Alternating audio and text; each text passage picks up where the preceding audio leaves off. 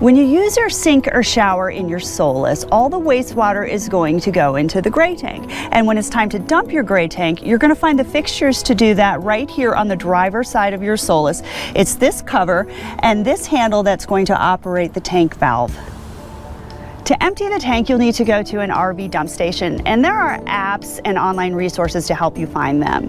You'll want to pull up to the dump station and get as aligned as possible and as near as possible as you can your fixtures to the dump receptacle.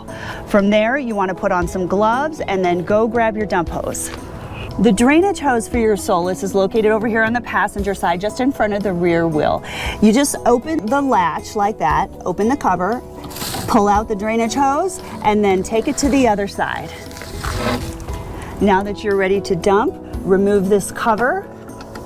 And we like to start by putting the free end of the drainage hose into the dump receptacle. This one has a lid. They all won't have a lid. Sometimes you'll need to take a rock and use a rock to hold that free end of the hose into the drainage hole. From there, you're going to attach the hose. The ears of the hose are going to lock onto the lugs of the outlet, just like that. Now that it's attached, you're going to pull the handle out and let it flow.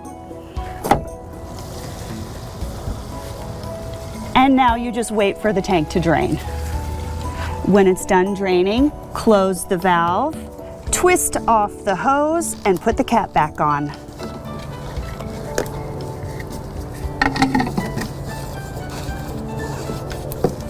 And now's a good time to rinse out your hose.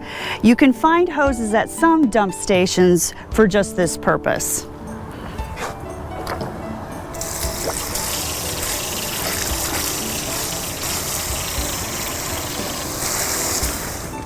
And when you're done with that, take your hose, put it back, and you're good to go.